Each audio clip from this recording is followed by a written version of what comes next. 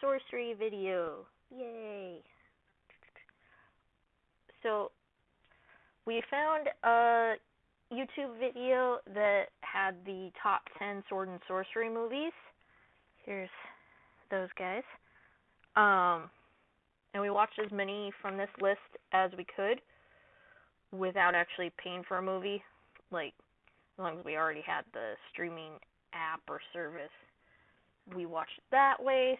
So we did miss a couple from that list. And of course, watching them from my fort, because where else would be the appropriate place to watch these movies? So, Dragon Slayer. This was the first time I saw the movie. It's on Amazon Prime, by the way. I feel like if I had watched it as a kid, I would have loved it, but as an adult, it's alright. Special effects were cool for its time. Phil Tippett, you know the guy who failed his job as dinosaur supervisor for Jurassic Park, he worked on this film. Also, it was co-produced by Disney, which is crazy to think as you're watching a film with nudity and dragons eating someone's foot off. Like, Disney, alright? Also, the movie was very influential on other people, so you see it kind of shadowed in later projects, so the plot kind of seems old. And I just kind of feel like everything was done better in Dragonheart, to be 100% honest. Alright, the second movie we watched was Conan the Barbarian. We actually already owned this cool box set. Check it out. The musical score was amazing, and seeing Schwarzenegger at his peak was cool. There was a really cool YouTube video we saw a while back that was about like the strength of steel, which I'll try to link in the comments if I can find it again. The movie also had Max von Sydow in it as a good guy, which is a rare treat for any of you who know who that is. The sword itself was very cool, and there's some genuinely like beautiful shots. The film is narrated by Mako, who you'll of course know as the voice of Uncle Iroh. So the whole time I'm kind of thinking, when's he gonna start talking about tea and life lessons?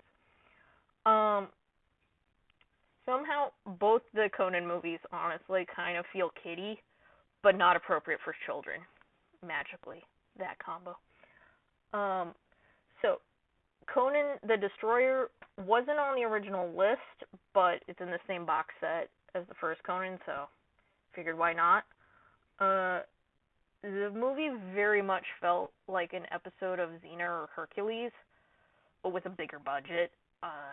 Conan has a sidekick named Malik, who's a thief, so it kind of made me think of Autolycus from Xena and Hercules if he had been played by Joxer, and Joxer had been dropped on his head.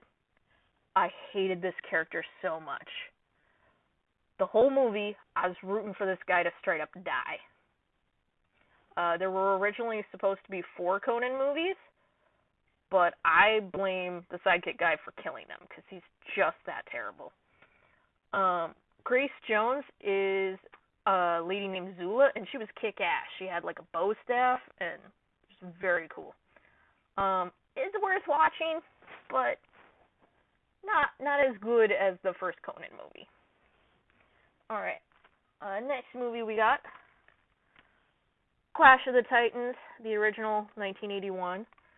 I grew up with this movie, so much nostalgia. Fun personal fact, as a child I would pop the heads off my sister's Barbies and pretend she was the Kraken. Good times. I'm sure if she watches this video, she will comment something about that. This is the final film worked on by Ray Harryhausen.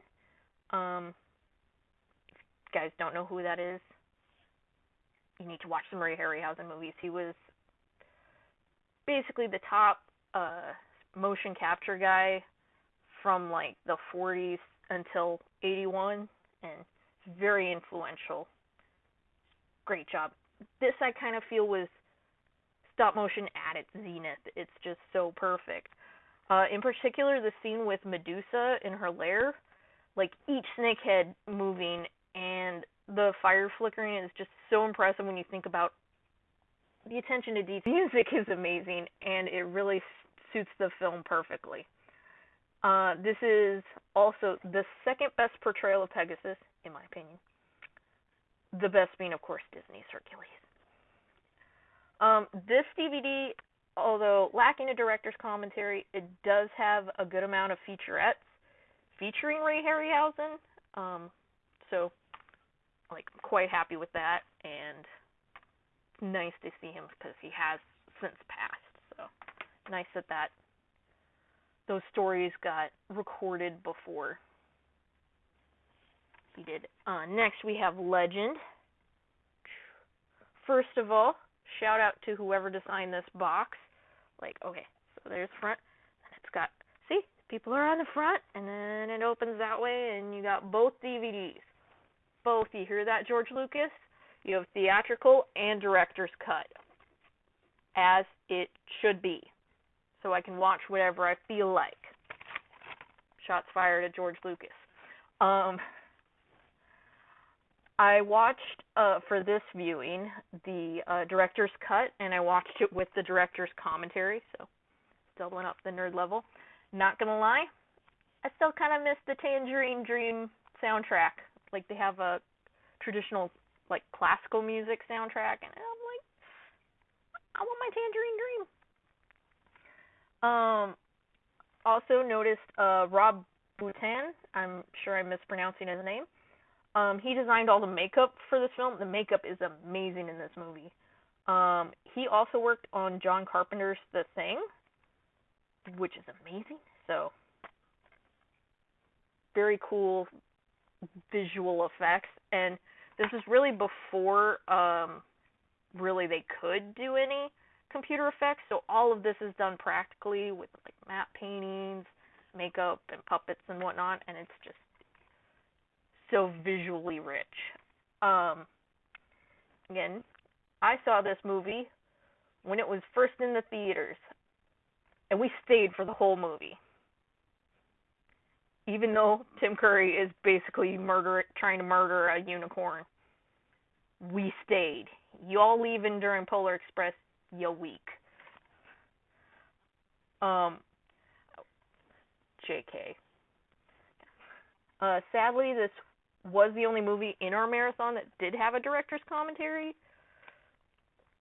So, like Hollywood, you have one job, and that job is getting directors to talk about their movies many years later.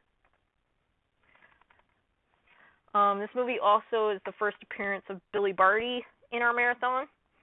He'll be in one other film. He plays one of the fairies. You'll recognize him when you watch the other movie. Alright. So next we watched Fire and Ice, which was on the Tubi app, if you guys got that. It was made by the same people who made the animated Lord of the Rings, so it's worth watching for the animation style rotoscope, which is, I feel like, has pretty much died out as an animation style. Honestly, the whole movie kind of felt like we were watching the Primal series. If you guys have seen that series is amazing. The plot was kind of meh. There was a couple of shots that were cool, specifically when it shows Kron, whatever his name is, on top of the castle. There's this giant skeleton like building that looks like the Lich from Adventure Time. So I thought that was pretty cool. Probably was the inspiration for the Lich, in all honesty. All right. Next movie, we got Beastmaster, which is another film that was available on Amazon Prime. It was pretty enjoyable. Again, it kind of felt like an episode of Xena or Hercules on a bigger budget. There were 2 ferrets in this movie, and they were adorable. Like, there has never been a better commercial for owning a ferret than this movie. There was also a tiger who was painted black for some reason, and it had varying levels of paint on it. Like, sometimes it would just wash off its face, and so it'd be this white muzzle, and you could clearly see the stripes through it. I don't understand why they didn't just rewrite the script to be a regular tiger, but I did read some trivia. Apparently, the director just thought stripes were too distracting. He preferred a black cat, and I'm like, it looks bad though. Like, come on, dude. There was a pretty cringy moment between Dar, who's the Beastmaster, when he first meets the girl, his love interest, who's played by Donna's mom from that 70s show. It's a little awkward watching, this decade rather than early 80s. Rip Torn, who you might know as Z or Zed from the Men in Black movies, he's the bad guy in this, and it is laughable. He has these braided little things here. The rest of his hair is short, and he's got these just clippies, these skull clippies, and it's so distracting. Very campy, this movie. Up next we have Willow. And again, we have Billy Barty, who plays the High Aldwin in this. This movie definitely was influenced by Lord of the Rings and, by the book, probably by the illustrations.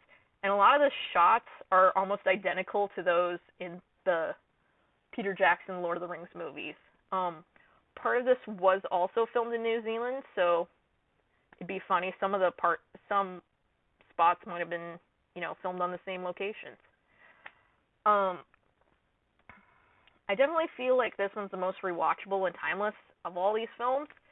Soundtrack is the least 80s, and it has strong female characters, which are somewhat lacking in the other films.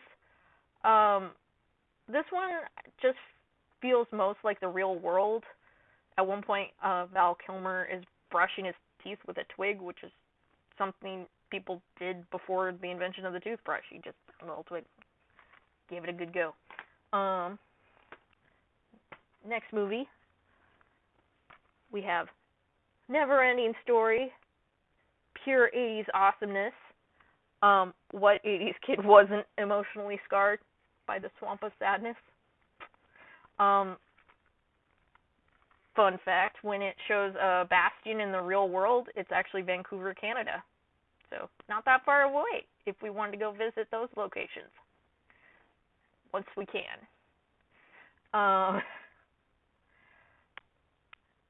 Personally, I've always liked that you can't really understand the name that Bastion is shouting at the end, so you could imagine whatever name you think is cool.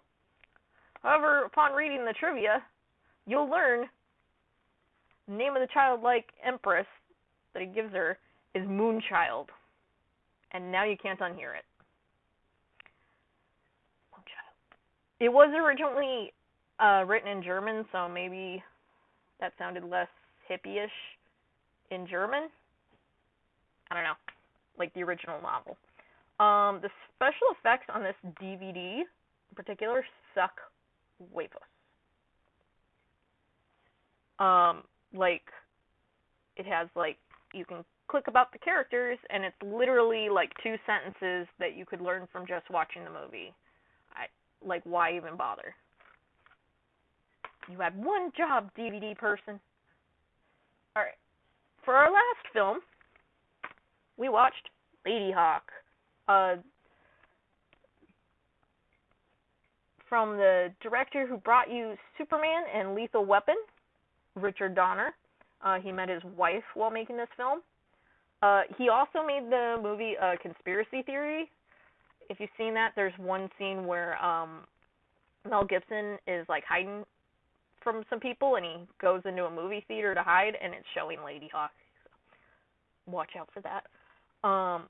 We added this one because I love it, and there was 2 movies on the list that we couldn't watch, so might as well round it out.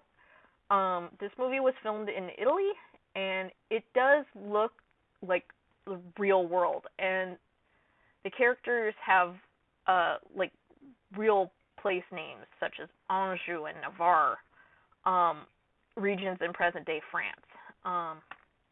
Apparently, someone on the internet figured out this movie takes place in about 1385, as there was an eclipse that year in like southern France and Italy, so makes sense.